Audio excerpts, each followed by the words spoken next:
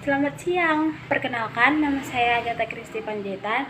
Saya dari kelas 11 IPA 3. Saya ingin mempresentasikan tentang kolonialisme dan imperialisme yang mencakup ada pengertian, perbedaan, persamaan, dan dampak-dampaknya.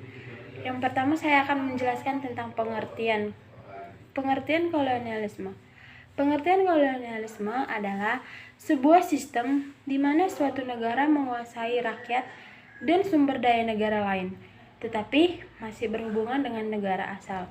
Sejarah kolonialisme bangsa Eropa dibagi dalam 3 tingkat, yakni 1. Abad ke-15 sampai revolusi industri pada tahun 1763 menunjukkan kemunculan kuasa Eropa seperti Spanyol dan Portugis. Yang kedua, setelah revolusi industri sampai 1870-an. Yang ketiga, mulai dari 1870-an sampai 1914 Perang Dunia Pertama merupakan titik klimaks pertikaian kuasa-kuasa imperialis. Bentuk-bentuk kolonialisme. Yang pertama, ada kolonialisme eksploitasi, yang artinya penguasaan suatu daerah atau wilayah untuk diperas habis. Yang kedua, ada kolonialisme penduduk, yang artinya penguasaan suatu daerah atau wilayah baru dengan cara mengusir pribumi. Yang ketiga, ada kolonialisme depostasi, yang artinya suatu daerah atau wilayah koloni yang dijadikan sebagai tempat untuk membuang narapidana. Yang keempat adalah kolonialisme kelebihan penduduk, yang artinya kalau kepadatan penduduk, mereka akan diungsikan.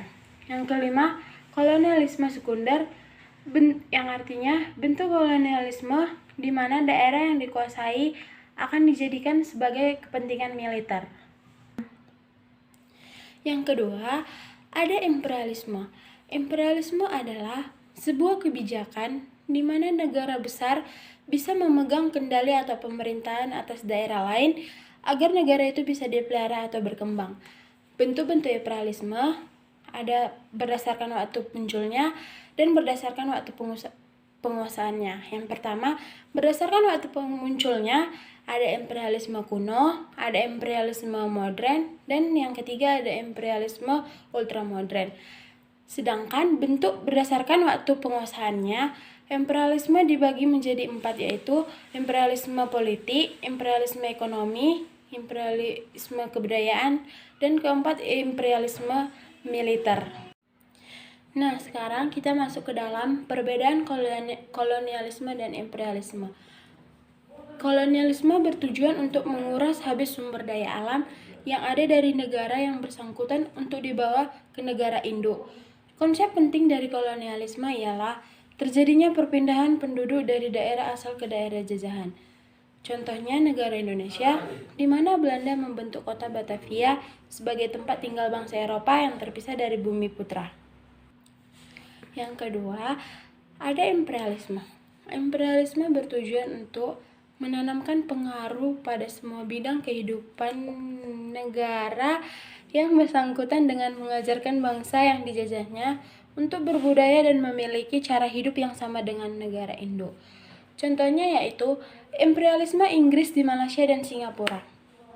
Adapun persamaan kolonialisme dan imperialisme adalah membuat negara yang dijajah semakin sengsara dan menderita atau terpuruk, dan membuat negara yang menjajah semakin makmur.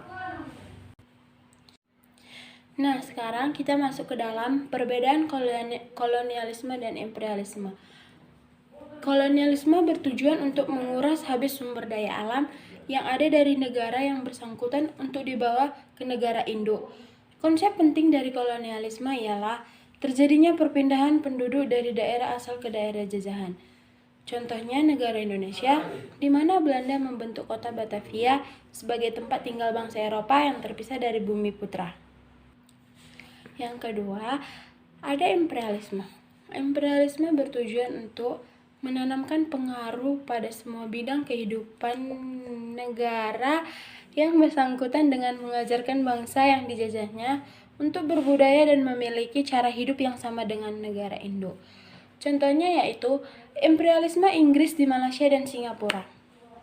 Adapun persamaan kolonialisme dan imperialisme adalah membuat negara yang dijajah semakin sengsara dan menderita atau terpuruk, dan membuat negara yang menjajah semakin makmur. Nah, sekarang kita memasuki dampak. Dampak yang pertama adalah dampak di bidang politik. Jawa dijadikan sebagai tempat pusat pemerintahan dan membaginya menjadi wilayah prefektur. Yang kedua, ada dampak di bidang sosial. Pembentukan status sosial di mana bangsa Eropa menduduki status sosial tertinggi, kemudian Asia dan Timur Jauh, dan untuk status yang terakhir ditempati bagi kaum pribumi. Yang ketiga, dampak di bidang ekonomi. Belanda membangun rel kereta api dengan maksud memperlancar perdagangan. Yang keempat, dampak di bidang budaya. Yang pertama ada perlakuan Belanda untuk menghilangkan kedudukan menurut adat penguasa pribumi, membuat mereka menjadi pengawal pemerintah, membuat jatuhnya kewibawaan tradisional penguasa pribumi. Yang kedua, ada masuknya agama Katolik di Indonesia. Nah, jadi sekian dari presentasi hari ini, sekian dan terima kasih.